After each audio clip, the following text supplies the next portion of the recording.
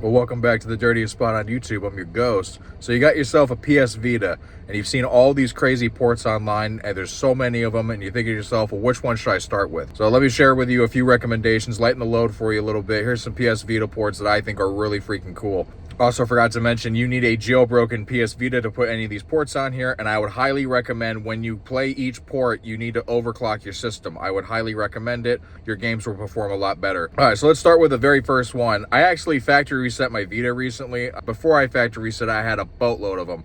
The first port I put on there was Simpsons Hit and Run. This is actually a PC port of this game, and here it is on the Vita, and it feels absolutely like it was meant to be here on the Vita. It feels right at home. If you're not familiar with Simpsons Hit and Run, it's kind of like a GTA clone, more like a kid's version of it where you get to play as the different family members of the Simpsons, drive around these wacky cars, run people over, cause chaos in the streets of Springfield. It's really, really cool. It feels super great to play on the Vita. It really feels like it was meant to be a Vita game. It's surprising that it's not. Real quick, I forgot to mention, in the description, I will have more info on these ports so you can do some research and see how you can get these onto your systems and just learn more about these in particular. There's no game files or anything like that. You know how it works here. But there's more info on how you guys can get these things working if you're interested in down below. Moving on to the next game, Sonic Mania. This game is awesome. It looks absolutely beautiful on the Vita. On my particular one, I have the OLED, and yeah, it just helps that thing absolutely sing. It's really cool to see it on here. It seems like there's no issues when it's playing through the 2D sections. It looks great. It plays great. As you can see, I'm not really the greatest at Sonic games, but hey, it's here. There seems to be some slowdown during the mock sections, where you're in this like third person view and you're just running as fast as you can collecting coins. There is some slowdown there. I believe the slowest I had it dip to was either 36 frames or 38, but it quickly went back up. I'm getting a consistent above high 40s. But you know, Sonic, you want to go through the level going as fast as you can, and with this one you can choose different characters to play as. Really, really cool to see it on the Vita. Next port is a port I don't see a lot of people talking about. It's the World of Goo port. This is a game I played when I was a kid, and dear Lord, I suck at it as an adult. I am not smart for this stuff. If you're not familiar with this game, it's a puzzle game where you're in this strange kind of like satirical world where there's a bunch of blobs where you need to pack them and create structures to get to a tube that sucks you up. Now, each level, you need to have enough of your like goo go in, or you won't progress through the level. As you go through the game, you'll find different blobs that with different abilities. For example, you'll see here there's these green ones that can actually like stick to the wall, and then you can actually take them apart to create different structures to like continue to build up or build where you need to go for depending on what you need to do for that level. But it's a game for smart people, not for me. I'm too dumb for it, but I wanted to include it here because, like I said, I don't see a lot of people talking about it, and I thought it was really cool to see this on the Vita. Now, it is basically all touchscreen, where the way you interact this game, you have to use the touchscreen, and the PS Vita screen is a little small, so it can be jarring to play it like that, but wanted to include it here. If you're into fighting games, I'm sure you've heard of Soulcalibur. This is a mobile port for Soulcalibur.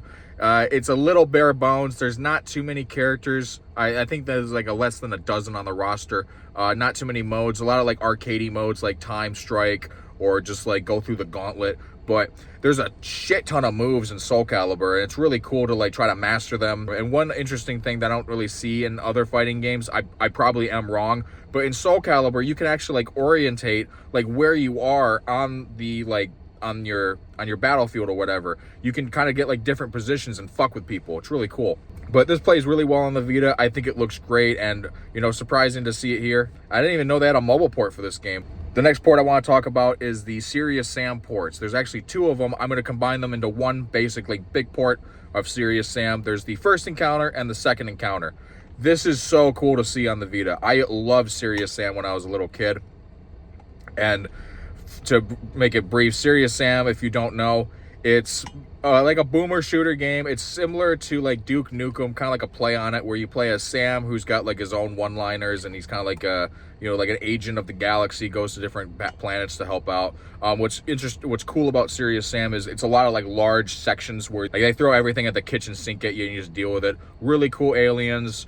A lot of wacky guns and just over the top fun. It's really, really cool to see it, and I'm very impressed with it on the Vita. It does take a minute to load the game, especially when you like save and all that kind of shit, but there was a patch recently that did address this to help out, and it has helped out, and hopefully we'll get more patches to smooth this out more, but very impressive for what we have right now, so I wanted to include it in this list. Lastly, I'm going to talk about a port that when I wanted a PS Vita, I saw people playing this game. I was like, yo, I can't wait to get this Vita game. It's not a Vita game. Bully is a port. I was very surprised about this, and I believe this one, yes, it is a mobile port of Bully. Didn't even know they had that either, and this feels so like it's meant to be on the Vita. It looks so great, especially with the OLED.